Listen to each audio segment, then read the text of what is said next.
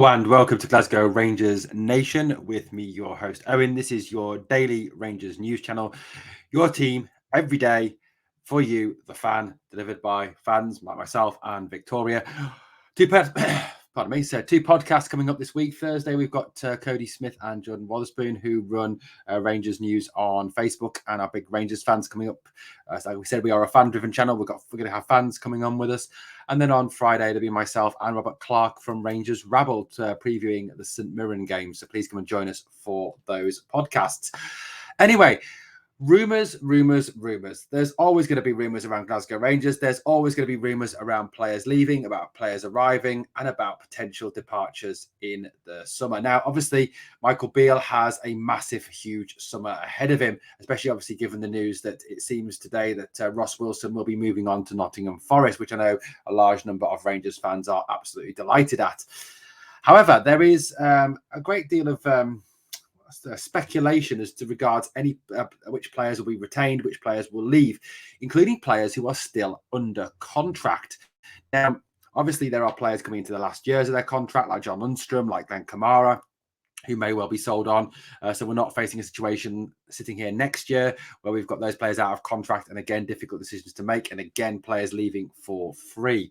Now, one player where there seems to be a great deal of speculation at this moment in time around is Antonio Colak. Antonio Colak, who obviously is one of our two centre forwards we have at the club at this moment in time, and certainly in the Hibs game earlier on this year, played very well, scored a couple of goals, and certainly looked every bit the Rangers centre forward. However, there have been doubts raised about Colak and his ability to do it at the highest level when it comes to playing the better teams in Europe, and also, like, for example, against Celtic. Now, in recent weeks as well, Colak has found himself relegated to the bench, particularly after a very poor performance against Motherwell, where he was substituted late on for Alfredo Morelos. Now, in recent games against Dundee United and against Celtic on Saturday, when it really mattered, Michael Beale turned to Alfredo Morelos. Now, Morelos obviously is not the Alfie that he was of old, and certainly has come in for an awful lot of criticism this year for the caliber of his performances. He doesn't seem to be as sharp. He doesn't seem to have that extra burst of pace that he seems to have, and he's clearly missing chances that in the past he would have taken. I mean, obviously, I know he had that goal ruled out on Saturday, but there were two other chances that Alfie of old, I think, would have definitely taken. So, it's a bit of a signal, isn't it, to Colak about the fact that, Alfie has been picked ahead of him, the fact that our leading goal scorer this year is James Tavernier, that we are really struggling to score goals, yet Colak is not being picked by Michael Beale. Now, Gary Keown, who is a journalist, has been writing about this in the Scottish Mail, and he's been talking about the fact that Colak has not been included and has been relegated to the bench in a number of games. Now, obviously, I know this is speculation, but it's an interesting story nonetheless coming out. And as part of our jobs, obviously, is to report what the speculation is. It could be all made up. It could all be rumour. It could all be supposition. But it certainly seems to be that Michael Beale doesn't seem to fancy Antonio Colak. When it matters, he goes back to Alfie. Now, given the fact there is a strong likelihood that Alfie will be leaving in the summer, I think it's 99% sure that Alfie will be off. It's interesting, isn't it, that Colak, who is still under contract, that will be here next year, is not being chosen and is not being given the opportunity to play and prove himself. Like I said, he missed the Dundee United game, he missed the Celtic game, and when he's come on, he does struggle. He's certainly a player, I think, that needs to start to become his most effective. Keown believes that Morelos' inclusion in the first team squad is the fact that Michael Beale really does not fancy Colak as a player and does not see him as being the man to lead Rangers forward.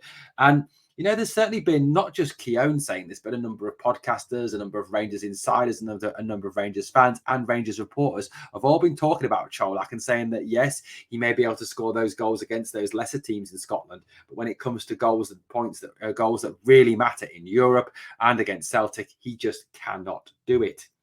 Keown said in his column that Colak needs to go elsewhere. Beale clearly doesn't fancy him. How can he when he keeps putting him on the bench and goes with this version of Morelos when it matters? Now, obviously, I know that Colak is not in the best of form at this moment. And, he obviously came here from PAOK, having played for PAOK Salonika and Malmo. He hasn't exactly been he hasn't pulled up three trees when he started, and certainly Morelos hasn't displayed dazzling form that would warrant keeping Colak at the team if Colak was a quality top level striker. You know, you've got to say that there is a real issue here, I think, with Colak and the fact that they don't want to start him, they don't trust him. I think there is something in this story, you know, that there could be something in this story. Yes, I don't know. I'm not an insider. I don't get to talk to the players or the coaching staff. I'm merely surmising from this report by Keown. You know, when Colak was signed for 1.8 million, it was hoped that he would come, he would bring goals, and he would score for Rangers. Now, these are the stats that Colak is displaying this season. I mean, if you look at the Scottish Premiership, he's played 24 times, scored 13 goals, 1 assist, which is not a bad return, 13 goals in 24 games. But those goals have come largely against teams near the bottom of the league. In the Scottish League Cup, 1 appearance, no goals, no assists. Again, rather going with Alfie than with Colak. And obviously, Colak had a little bit of time out as well. And the UEFA Champions League, 10 matches and only 3 goals, which is still a reasonable return. But Colak obviously is someone who there are questions over. There are questions over whether or not he can, actually do it at the highest level. And it seems to me that there is a little bit of truth, a little bit of, I don't know, a bit of a question to be asked, shall we say? That's the best way of putting this. There is certainly a question to be asked about Colak's future at the club, given the fact that Morelos, who, like I said, is going to be on his way out this summer, I think that's 99% certain, is constantly being picked, even though he's bang out of form, over Colak. Surely, as a manager, if you are looking at players who you think have a future with this club, who have a long-term impact to have on this club, you would be going with them now and putting him into these games that matter to see what you've got. Now, it may be that Colak starts on Saturday, and this is all just speculation and rumour, and then he plays in the semi-final as well, and he plays the rest of the season. We don't see Alfie again. I think that's highly unlikely, to be honest with you. I think we're more likely to see Alfie in the semi-final than we are to see Antonio Colak. So, what is the truth of it? Why is Colak not been chosen? Is it genuinely because, as Keown surmises, that Beale doesn't fancy him and doesn't see him as having a long-term future at the club and doesn't think he can do it at the highest level? Rangers fans, let me know what you think in the comments below. Certainly an interesting story, certainly one that sparks debate.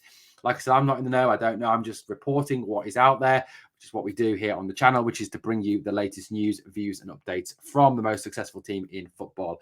As always, guys, it's been an absolute pleasure speaking to you here on Glasgow Rangers Nation.